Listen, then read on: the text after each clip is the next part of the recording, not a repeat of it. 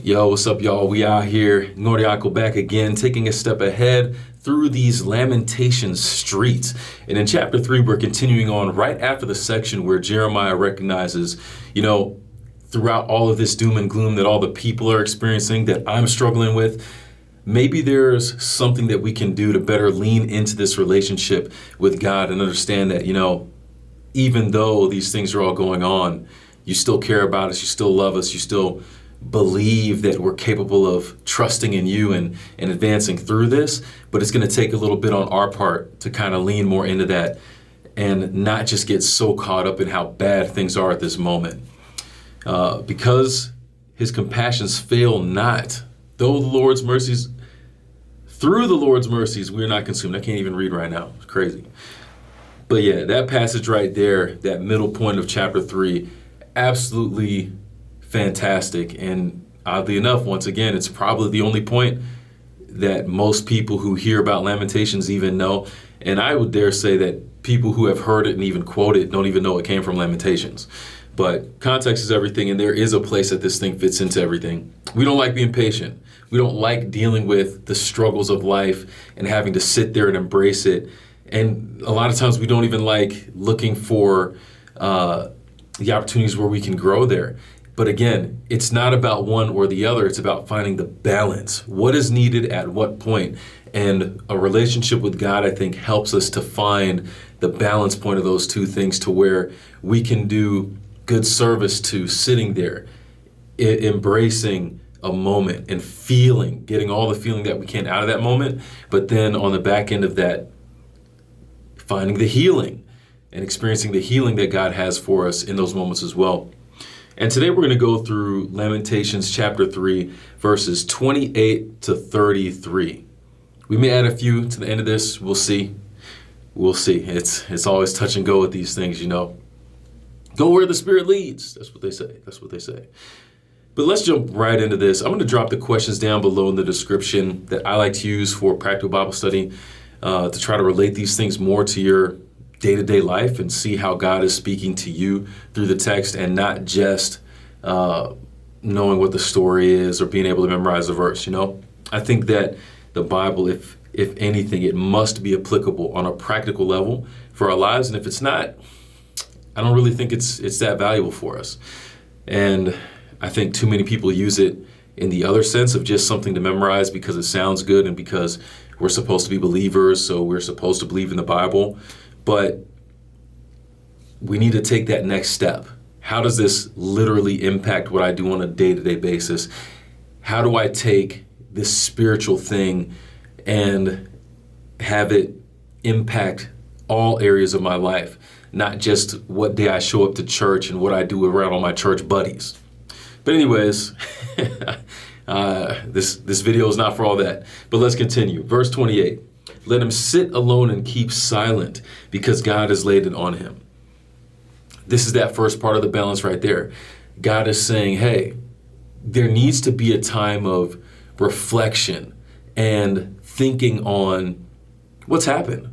Why are we here? What is it that's brought us here? And you can sit there in that moment and think about that. Sit alone, keep quiet because God has laid it on him. These things have happened for a reason. It says God has laid it on him, but again, you'll see with the language that's being used, it's not talking about something that God is arbitrarily doing to you or to somebody else, but it's talking about cause and effect, all right? That's the idea, I think, when Jeremiah starts talking more on the accountability of what's going on here, that maybe Israel wasn't so keen on listening to through these moments. You start to see more of this idea of the cause and effect pop up. Verse 29. Let him put his mouth in the dust. There may be yet hope. It's kind of a funny way of saying, be quiet or shut up. Put your mouth in the dust. But sometimes, even myself included, I had an experience this past week where I could have done well to put my mouth in the dust and just shut up. Hey, thank God for forgiveness and for second chances and third chances and billion chances. But yeah, if I would shut up more, I would see more hope more often. And a lot of you, I think, you could relate to that. They say put your foot in your mouth. Well, if your mouth is in the dust, you probably won't be sticking your foot in it, even though it's down there where your foot. We're not going. Man, just trying to have a little fun with it. But you understand what I'm saying here. If your mouth is in the dust, you're not talking. And if you're not talking, then you get a chance to listen more and reflect more. I think that's what he's talking about here. And there is hope in that, because so many times we speak too soon before really thinking or processing about something. So we end up contributing to something in a way that is not helpful, that may actually be even more harmful. And we put ourselves in a position now where we have an even bigger hole to dig ourselves out of. Not preferable. So let's take the time, keep silent, sit alone, put your mouth in the dust, and just relax. Just relax. Verse 30, let him give his cheek to the one who strikes him and be full of reproach. Own it. What did I do that was wrong? It's interesting because you have that passage where Jesus is talking about if someone strikes you on the one cheek, turn the other cheek, right? But a lot of times the assumption with that is you didn't deserve it anyway. Well, what about the times when you do deserve a slap in the face? Nobody ever talks about that, do we? And so if you do get slapped in the face and you deserve it, own it. Don't immediately open your mouth and push back and resist what's going on, but own it and maybe turn the other cheek and give yourself up to get slapped again. Take ownership for that. That's something that we don't really do that well. We get slapped one time and we immediately get on the defensive, like, how am I going to get you back? And we just jump right past the fact of, did I deserve it or not? Now, I'm not saying that just because you deem somebody deserves a slap in the face, or because somebody offended you, that you have the right to slap them. I'm not advocating for that, all right? Don't quote me as saying that, because I ain't say that. But what I am saying is that a lot of times in situations where we feel like something's coming our way, our natural response to get really defensive because we feel like we're being attacked, and we just jump right past, well, does this person have a right to feel the way that they're feeling? You might not have liked the way that they expressed it, but do they have a right to feel that way? And if I can pause and put my mouth in the dirt and sit alone and keep quiet and shut up, maybe I'll recognize that. And then it provides me the opportunity to take more ownership for what's happening there. And guess what? Anytime that you're in a situation, especially a relationship with two people, or with you and God, or with people towards a community, if you can take ownership, you better the relationship. All right? When you take ownership, you can better the relationship. That sounds pretty good. I'm going to have to make a little short out of that. All right. Verse 31. For the Lord will not cast off forever. 32. Though he causes grief, yet he will show compassion. So again, you're starting to see a little bit of the circle that's happening here. When we take the moment to calm down and realize, wait a second, what did I do that contributed to this? How can I take ownership of what's happening here? Let me pause and be in that moment and really process this and feel this. And you begin to heal from that when you go through that process, because in taking that ownership, you begin to see, wait a second, even though I'm facing this thing right now in this moment, it doesn't mean that God is still not good and that he doesn't care about me.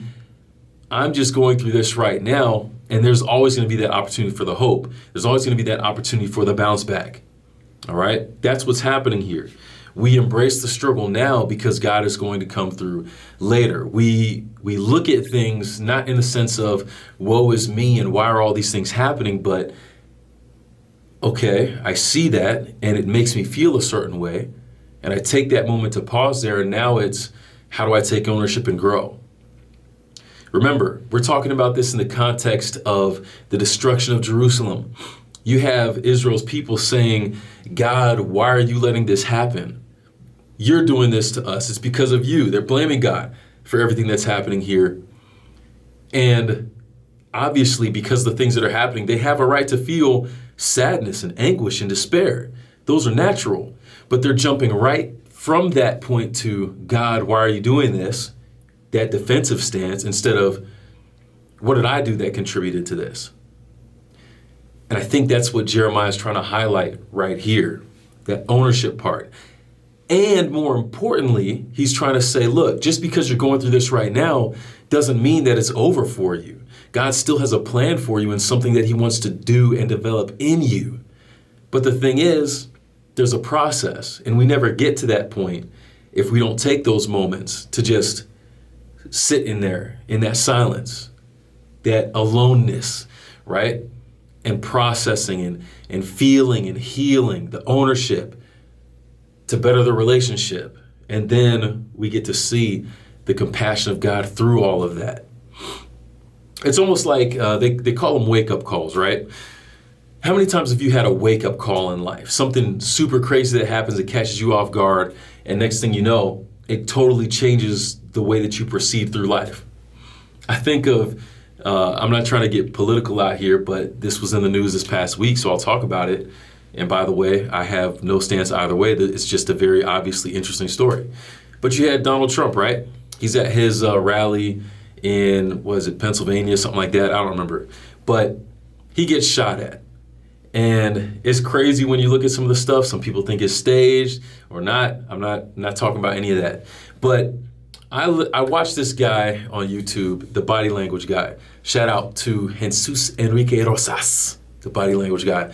And he talks about, in one of his latest videos, how Trump's attitude changed. So he looks at facial expressions that Trump was famous for having all the time, as recently as the last couple months.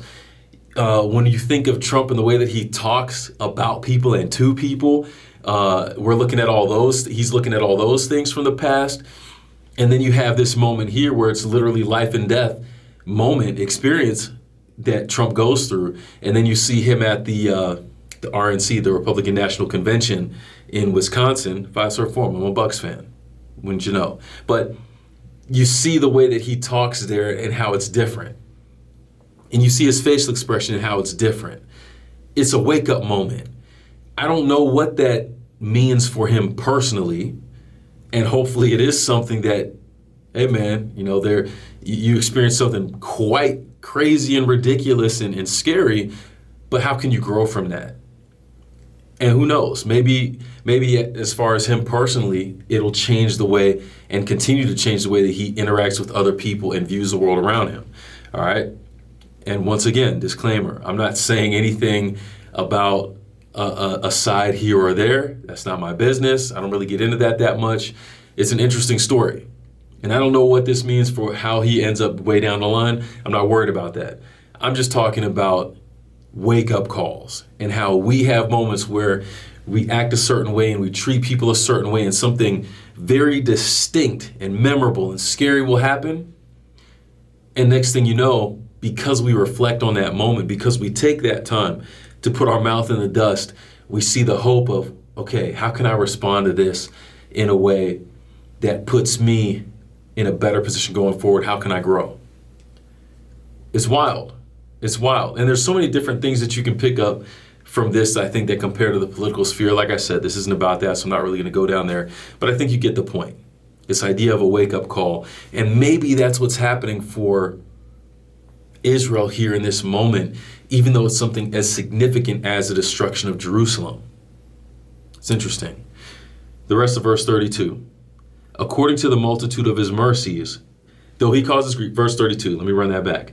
Though he causes grief, yet he will show compassion according to the multitude of his mercies. God is still merciful. So we look at these bad things that happen as this indictment on who we are. And we don't see them in the big picture lens of they might actually be happening for our good. And for Israel, the big picture view was that because they had gone so far away from God's ideal for them and what he was hoping that they would do as his covenant people, this was the thing, this was the wake-up call to help reset and just raise the question, what are we doing? And are we doing it the right way? Yeah, we have Jerusalem, this jewel of a city. We have the temple on the mount. We have all of these things. But are we doing this the way that God wanted us to? We got to ask the question now, because why are all these things happening? That's what's happening for them here in this moment. But it's part of that process. It's because God wants us to be better that he allows us to experience that wake-up call. Think about it like this. This is one of those questions that comes up all the time with like high school and young love and all these different stuff when it comes to relationships. You have the friend who happens to know something about this guy, and the debate is, well, do I tell my friend who's interested in this guy these things that I know because it might, I don't want to hurt their feelings and I don't want to like come between. But you could save, it's like you could hurt the feelings in the present to save somebody's feelings long term, right? But you just get caught in the present. You say, well, because I don't want to ruin the friendship, I'm not going to say anything. And then lo and behold, look at the steps and look at what happens to the friend all the way down because nobody stepped up to say anything in that moment, right? There's a process there. And 9 times out of 10, we would wish that somebody would do that for us, that foresight to say, hey, you know what's coming, you see what's coming, wake me up now so I don't have to go through all that nonsense later. But when it comes to us being in the same position to do it for someone else, we try to make all the excuses as to why that's not something we're comfortable in doing. It's not my place, blah, blah, blah, blah, blah. But you know good and well, if it was you in that situation, you'd want somebody to tell you. So we got to think about these things. The idea of a wake-up call and how hard it is to do that. It is hard. It is hard. Verse 33, for he does not afflict willingly, nor grieve the children of men. This verse, I think, it's not the end of the chapter by any means. Shoot, chapter 3 has like 66 verses, so we're literally just in the halfway point here. But I think this verse is so critical for understanding what's going on here. Specifically because Israel, the way that they're communicating to God and about God, it's like they're saying the opposite. God is afflicting us willingly. He's doing this on purpose. When someone does something according to their will, they're doing it with purpose and with intention, right? It's saying the opposite of, well, God isn't here to grieve the children of men. That's what verse 33 says. But Israel's response makes it seem like he is. He's doing it just to make you sad, just to make you upset. And we get caught in that bubble of the moment right here instead of realizing the big picture and what's it really for. And it's important to realize, because if we can take this perspective, I'm not saying that it makes everything that we go through easier to understand. But if we look for the bigger picture, it may help us, at least in a practical sense, in getting stuck in the same place. Like I said, I've been in situations where I should have just sat there and shut up and not said anything, and I think those situations would have gone better for me. And in a conversation I had with a friend just recently, as recently as yesterday, in fact, was it yesterday? I think so. But I was bringing up a story that I acknowledged may not have been the right place to say it because it was a place where I should have shut up and not said anything. But there wasn't anything wrong with the story I said. It's just that wasn't the place to share it, or that wasn't the time to share it. And that story was my reflection on the situation going on with my mom, in how if I were to sit and kind of feel so much of the impact of my mom's struggle over the last 14, 15 years, I wouldn't be able to advance anywhere because I'd be stuck in that moment from 14, 15 years ago. And to me, it doesn't make any sense to do that because, well, I don't want to be stuck in the same mental space for long periods of time, especially if you're talking more than a decade, you know? But it's like time and place, for sure. And to be honest, I actually forgot where I was going with this. Maybe that wasn't the time and place for that story either. But the thing is, I actually remembered. All right, I'm bringing it back. But the thing is, the reason that's important for me is because I have to be looking at, well, how can I grow here? What is there for me to learn? And how can I better relate to God, my family, my mom in this situation? Because if I'm not, and if I get stuck just in that place of, man, this situation really sucks, that doesn't help me. And I end up being in the same helpless place for the next 15 years. But if I'm looking at it from that opposite standpoint of, sure, this stuff is happening, sin impacts the world, and I don't have a choice on whether it does or not. It does. So if I can accept that as truth, and then I can get beyond the truth, the cold, hard truth, and say, where's my growth edge here? Then I think it helps me to develop and relate better to those things that are going on around me in a way that helps me get better at relating to difficult things in the future. And I think that's a principle that we can embrace and take advantage of. But again, like I said, there's a time and a place to share these types of things. And maybe here on camera in this video is the better place to share it than the place I shared it yesterday in the conversation with my friend. So, my girlfriend, let's keep it real here. Put your mouth in the dust. But that's the thing. It's a learning process, and what's happening here, I think, Jeremiah is trying to find that balance between being alone, listening, shutting up, not saying anything in the silence, trying to find that ownership so you can better the relationship. And as you see that and you realize you can hold on to the relationship, your perspective grows so that you can better understand what your relationship partner is trying to do for you. And I think Jeremiah is trying to help Israel realize that God, as their relationship partner, is trying to bring them somewhere. And because of the things that they have done or not done, that's why some of these things are happening. So finding the balance in all of that, it's sticky, it's messy, but it's necessary. It's necessary. And some of these things, for sure, could they be avoided? For sure, I'm sure they could. But this is the way that it went because these were the choices that were made. And we saw what was up with the accountability that Jeremiah acknowledges here. And hopefully, in his prophetic word to the people of Israel, hopefully they can understand that as well and take some personal accountability also. Yeah. There's a few more verses here. They kind of fit in with this. So I'm going to just breeze through them real quick and just echo. I think you'll be able to hear through these verses how they attach better to this section that we've just gone through than perhaps what the next video would be about. Verse 34 through 36, to crush under one's feet all the prisoners of the earth, to turn aside the justice due a man before the face of the Most High, or subvert a man in his cause, the Lord does not approve. So, in short, what we're saying here is we make choices, and every action has an equal and opposite reaction. For every effect, there is a cause. For every cause, there is effect. And when I choose to live a certain way or make certain choices, it's not some mysterious power in the universe. It's 1 + 1 = 2. If I give certain things out, I'm going to get certain things back. If I withhold certain things, then certain things are withheld from me.